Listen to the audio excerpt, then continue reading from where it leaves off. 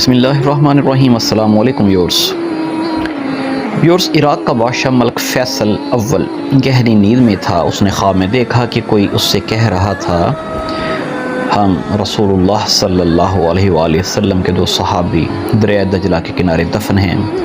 دریا کا رخ تبدیل ہو رہا ہے اور پانی ہماری طرف بڑھ رہا ہے۔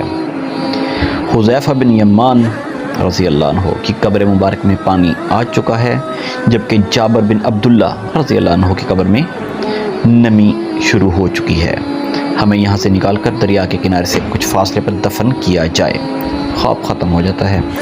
عراق کا بادشاہ یہ الفاظ خواب میں سنتا ہے، لیکن وہ اتنی کو توجہ نہیں دیتا۔ دوسری رات پھر یہی الفاظ سنائی دیتے ہیں، اس دفعہ بھی وہ اگنور کر دیتا ہے۔ تیسری رات ویورز یہ خواب عراق کے مفتی اعظم نوری السعید پاشا کو دکھائی دیا۔ انہوں نے اسی وقت وزیر اعظم کو ساتھ لیا اور بادشاہ کی خدمت میں پہنچ گئے۔ جب انہوں نے بادشاہ سے اپنا خواب بیان کیا تو بادشاہ چونکا اور بولا، یہ خواب تو میں بھی 2 بار دیکھ چکا ہوں۔ اب انہوں نے مشورہ کیا کہ آخر بادشاہ نے مفتی اعظم سے کہا کہ پہلے آپ قبروں کو کھولنے کا فتویٰ دیں، تب میں اس خواب کے مطابق عمل کر سکوں گا۔ مفتی اعظم نے اسی وقت قبروں کو کھولنے اور ان میں سے باڈیز کو نکال کر دوسری جگہ دفن کرنے کا فتویٰ جاری کر دیا۔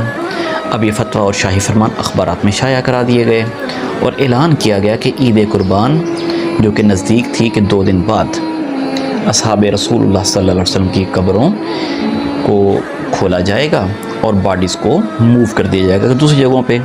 بھی اس اخبارات میں جو ہی یہ خبر شائع ہوئی تو دنیا اسلام میں تو بجلی کی طرح پھیل گئی۔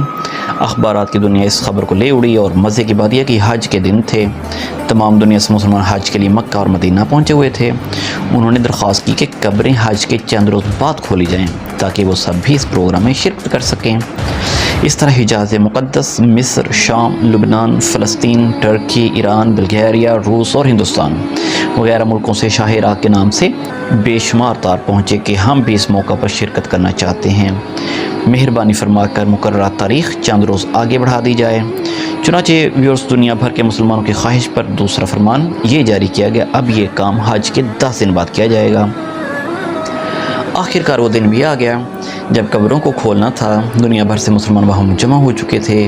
پیر کے دن دوپہر 12 بجے لاکھوں انسانوں کی موجودگی میں قبروں کو کھولا گیا۔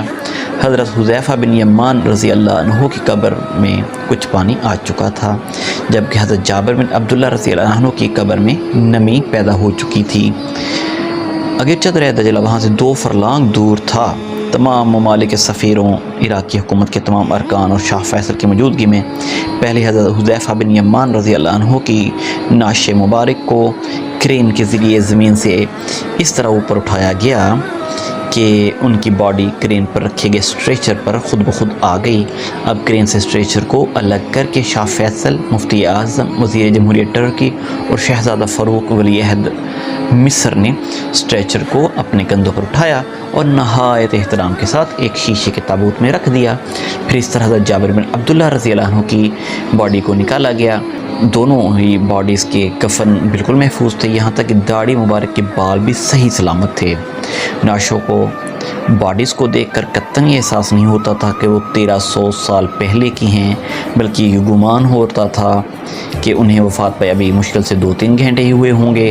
سب سے عجیب بات یہ تھی ویورز کہ دونوں کی آنکھیں کھلی ہوئی تھیں، ان میں اس قدر تیز چمک تھی کہ دیکھنے والے ان آنکھوں میں آنکھیں ڈال کر دیکھ نہیں سکے۔ بڑے بڑے ڈاکٹر یہ منظر دیکھ کر دنگ رہ گئے۔ سچ ہے اور حق ہے کہ محمد صلی اللہ علیہ وآلہ وسلم کے غلاموں کا کفن میلا نہیں ہوتا۔ اللہ تعالیٰ آپ کا حامی ناصر ہو۔ اللہ حافظ۔